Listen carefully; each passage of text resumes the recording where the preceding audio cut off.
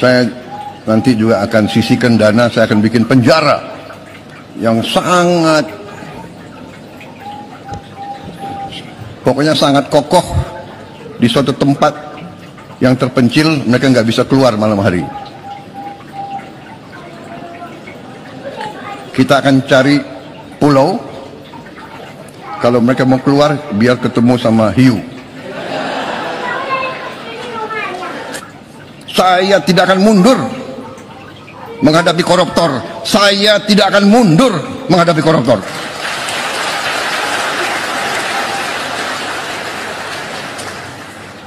Mereka harus ngerti, saya ini siap mati untuk bangsa dan rakyat ini. Saya tidak takut mafia manapun, saya tidak takut. Apalagi ada Kapolri sama Panglima TNI, masa kita takut? Apalagi guru-guru akan membantu saya, ya.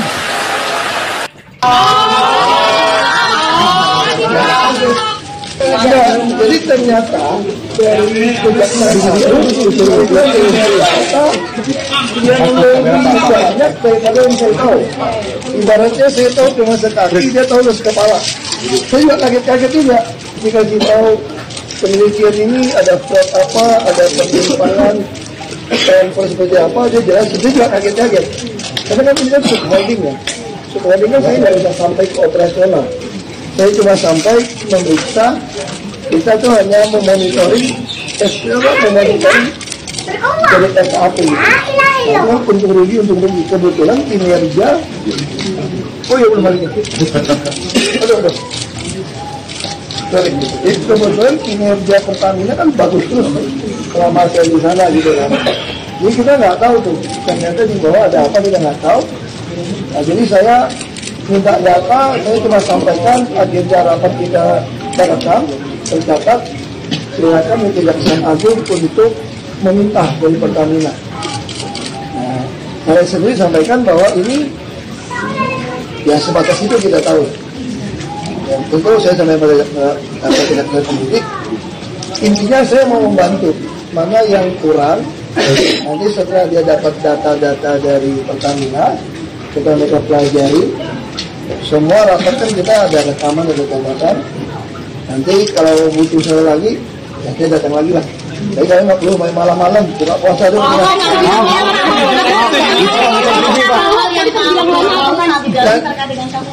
Nanti saya sama penyidik, saya juga kaget-kaget gitu. Gila juga ya saya bilang gitu ya. Saya kok nggak tahu gitu. Ya wajar kita nggak tahu, karena kita di atas kan. Contohnya seperti apa Pak? Contohnya seperti apa Pak? Yang penyidik pengoperasan saya kira itu banyak ini penyidik nggak pernah tanya itu.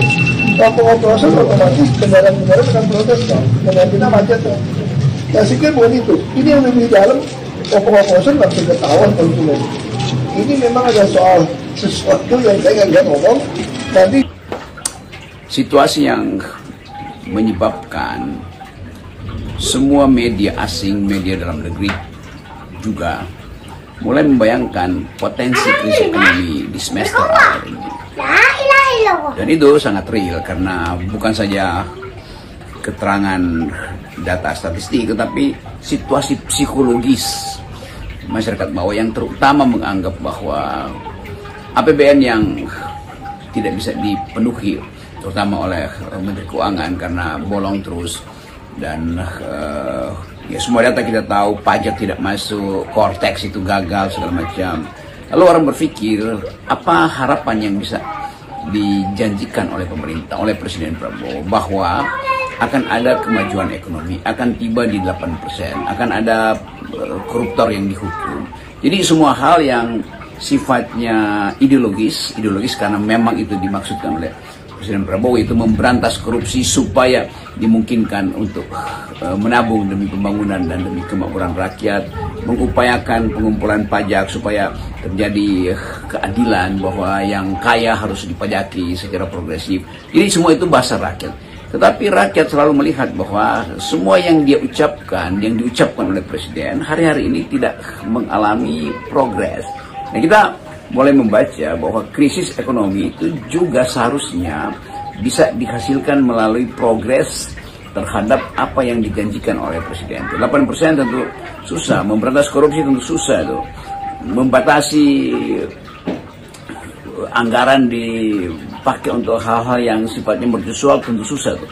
Jadi akhirnya ada semacam frustrasi, dan kita mulai pahami bahwa frustrasi itu ada bagian yang paling mampu untuk menghasilkan destabilisasi atau instabilitas politik. Nah, ini yang mungkin sedang dicarikan jalan oleh Presiden Prabowo. Tapi pada saat yang sama jalannya tertutup karena komunikasi politik istana dengan rakyat itu sekedar berupaya untuk ya ada manipulasinya, seolah-olah ini tidak ada masalah. Setiap kali ditanya wartawan atau mengomentari pendapat netizen, para komunikator istana dengan orkestrasi yang sama, bahasa yang sama, nggak ada masalah, kami bisa atasi semua ini. Jadi sebetulnya kesulitan pertama adalah meyakini bahwa para komunikator istana ini berguna apa tidak, tuh kan. Jadi rakyat tidak mungkin diterangkan dengan data yang rumit, dengan sistem pembahasan APBN yang seolah bagian ini bagus, bagian ini enggak, bagian pajak masih akan dicari segala macam. Yang real pada hari ini adalah orang pulang kampung tanpa bawa oleh-oleh, dan itu penanda pertama krisis ekonomi. Harusnya Sri Mulyani nggak perlu menutup-nutupi seperti itu ya, karena dia akhirnya lebih terlihat sebagai seorang politisi gitu ketimbang seorang ekonom, seorang birokrat katakanlah. Karena bagaimanapun juga kan masyarakat harusnya disiapkan dengan kondisi apa yang terjadi. Tentu nggak mesti ditakut-takuti, tapi kalau orang lebih memahami situasi kan kita bisa lebih bersiap-siap. Ya, orang mulai bertanya tentang kondisi APBN kita. Jadi keterangan Sri Mulyani tentu itu keterangan teknis, tetapi keterangan politisnya itu yang ditunggu orang. Apakah betul-betul APBN kita bolong? Apakah betul-betul APBN kita memang dirancang untuk kembali berutang? Apakah betul APBN kita jadi bancakan dari elite sehingga tidak ada yang turun ke rakyat? Apakah betul APBN kita itu hendak disulap lagi angka-angkanya karena ukuran-ukuran apa istilahnya kemarin, ukuran efisiensi itu masih perlu direvisi? Apa mesti diulangi lagi proses dari awal sehingga presiden harus dipojokkan lagi? Oh, ternyata tidak rasional efisiensinya. Jadi semua peristiwa atau kesan politis itu terlihat ketika Menteri Keuangan tidak bisa menunjukkan apa sebetulnya yang terjadi dengan APBN kita. Kan hanya itu pikiran rakyat. Dan rakyat dengan mudah mengatakan atau berpikir, dan pikiran rakyat selalu datang dari insting yang orang bawah punya instingnya selalu jujur. Mereka menganggap bahwa, atau kalangan rakyat menganggap bahwa karena dikorupsi maka APBN itu berantakan, karena dikorupsi maka pajak tidak masuk, karena dikorupsi maka kesempatan untuk menikmati keadilan sosial tidak terwujud. Kan itu pikiran sederhana dari rakyat kita yang seringkali diabaikan oleh para komunikator istana dengan rakyat nggak perlu ngerti apa-apa, toh kalau mereka dalam kesulitan kita kirim BLT selesai problem. Dan kita masih melihat Presiden Jokowi di Solo masih bagi-bagi paket lebaran itu dari dalam mobilnya, tanpa mengerti bahwa ada konsep yang lebih besar, yaitu desain ekonomi kita melalui parameter APBN bisa menghasilkan pertumbuhan atau tidak, bahwa target-target Presiden Prabowo bisa di backup oleh APBN atau tidak. Kalau tidak, maka Sri Mulyani akan masuk ke dalam ukuran baru atau dalam ukuran baru dari ilmu yang lama, itu ngutang aja. Toh bisa diandalkan sumber daya kita, toh bisa diandalkan BUMN kita, kalau dijual utangnya bisa tutup. Jadi sekali lagi keterangan-keterangan yang sifatnya asal-asalan itu bagi rakyat itu artinya ada yang bermasalah di negeri ini, artinya ada kesulitan ekonomi. Semua media asing, media dalam negeri memperlihatkan headline bahwa Indonesia ada dalam kesulitan, Indonesia akan tidak punya harapan lagi, Indonesia gelap gulita. Semua itu adalah hasil analisis sistem internasional dan para pakar yang berkompetensi untuk menunjukkan bahwa Indonesia ada dalam keadaan kesulitan. Jadi itu hal yang saya kira berbahaya kalau keterangan-keterangan dari istana, dari para komunikator istana itu tetap dalam nada optimis. Padahal kita semua tahu bahwa justru dalam pesimisme ini kita bisa touch the reality, gitu, sentuh hal yang sebetulnya sangat real, yaitu rakyat menganggap bahwa ada ketidakjujuran, ada ketimpangan, ada ketidakadilan. Sekarang saya kira dilemanya buat Pak Prabowo dia menghadapi realitas bahwa ya APBN kita sebenarnya tidak cukup bisa mengakomodasi proyek-proyek yang tadinya ideologisnya gitu yang dia bayangkan gitu, karena dia realitasnya dia harus berkompromi. Karena selama ini memang APBN itu kan terkesan ya untuk bancakan gitu ya. Nah kalau sekarang Pak Prabowo, katakanlah kita positif thinking melihatnya sebagai proyek ideologis, dia sudah tidak punya kemewahan semacam itu. Sekarang mulai ada sebut aja indikasi yang sebetulnya agak buruk, karena orang mencurigai apakah Sri Mulyani di dalam upaya untuk memanage APBN kita dikendalikan oleh keinginan Presiden Prabowo atau dikendalikan oleh elit oligarki yang biasanya punya kepentingan dengan proyek-proyek. Jadi sebetulnya kalau kita baca dari awal mulai terlihat bahwa sesuatu yang secara ideologis ingin ditagih oleh Presiden Prabowo. Ditagih artinya APBN harus tersedia untuk koperasi, APBN harus tersedia untuk makan siang gratis, APBN harus tersedia untuk infrastruktur yang betul-betul peka terhadap kebutuhan rakyat. Kalau itu ideologis, maka mestinya hal-hal yang pragmatis ditinggalkan. Tetapi kita mulai menduga juga bahwa mereka yang terganggu dengan proyek-proyek ideologis ini, yang nggak bawa cuan pada elite, itu pasti akan berupaya mempengaruhi postur anggaran dari Sri Mulyani, yang memungkinkan mereka ya dalam istilah rakyat merampok lagi APBN. Jadi saya mau terangkan itu dengan bahasa yang agak terbuka, bahwa mulai terjadi dua persepsi. Apakah Sri Mulyani ini orangnya presiden atau orangnya oligarki? Kan itu dasarnya kan. Kita tidak perlu menunjukkan secara politikal ekonomi sesuatu yang langsung ditanggapi oleh mata netizen, oleh mata rakyat, oleh kebutuhan untuk dapat semacam sebut aja kepastian harapan bahwa APBN akan pro pada rakyat, bukan pro pada elite, kan itu intinya kan. Jadi kayak yang disebut penghematan oleh Presiden Prabowo dibaca oleh rakyat, karena itu dukungan pada Prabowo tinggi sekali, itu akan tiba di rakyat. Tetapi kalau fakta-fakta yang terungkap itu bahwa pajak tidak masuk dan sistem APBN kita masih dipakai untuk membiayai proyek-proyek yang ditinggalkan oleh Presiden Prabowo, Presiden Jokowi, apa namanya PSN, proyek strategis nasional itu, maka rakyat mulai berpikir ulang. Kalau begitu sama juga dong, Pak Prabowo itu masih mau melanjutkan proyek-proyek yang dipaksakan oleh Jokowi. Jadi di situ kesulitan psikologis untuk menerangkan pada rakyat.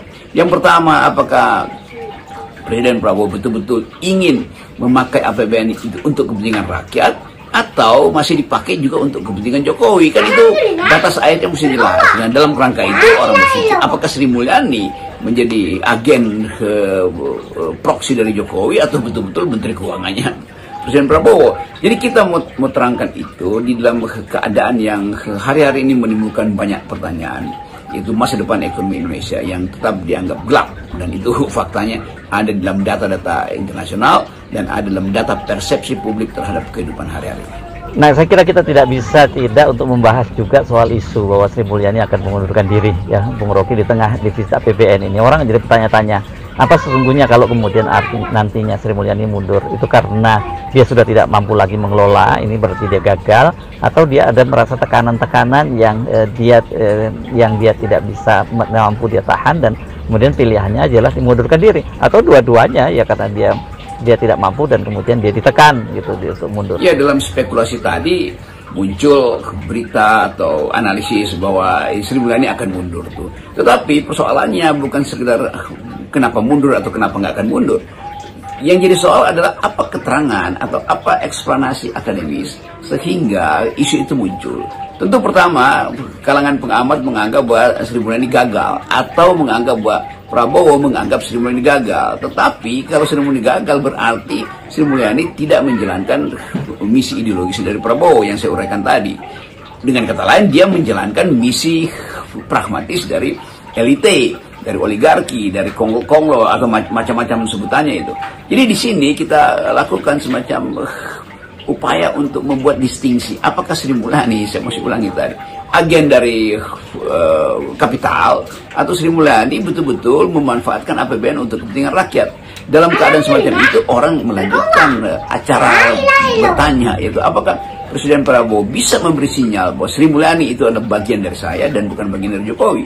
Jadi sebetulnya kita mesti jelas kejernihan itu, karena ya kita bisa mengatakan bahwa ya Presiden Prabowo punya taktik strategi, Presiden Prabowo mikul dhuwur mendem jero, Presiden Prabowo punya semacam kesantunan di dalam politik. Iya, itu soal yang sifatnya personal, tetapi APBN itu kita mesti baca secara struktural. Apakah APBN adalah mainan utama Presiden Prabowo, mainan untuk dinikmati oleh rakyat, atau APBN adalah mainan yang hanya bisa dinikmati melalui target-target proposal-proposal bisnis proyek yang sudah diajukan oleh kalangan oligarki bahkan sebelum Presiden Prabowo memerintah. Jadi sebetulnya secara struktural APBN tahun ini sudah diperangkapkan oleh kepentingan kapital selama era Pak Jokowi. Nah, itu yang saya maksud sebagai kemampuan kita menganalisis itu lebih berguna daripada buzzer-buzzer yang ngedumel itu, atau para follower yang sekedar berupaya untuk kasih sinyal optimis, positif, tapi tanpa mengerti apa sebenarnya yang terjadi. Nah, itu pentingnya masalah itu dianalisis secara teoritis. Nah, itu fungsinya teori. Dan kalau orang anggap teori nggak berguna, itu yang penting praktek. Nah, sekarang tanpa teori maka prakteknya itu tidak bisa dituntun oleh akal pikiran. Jadi saya kira itu, dan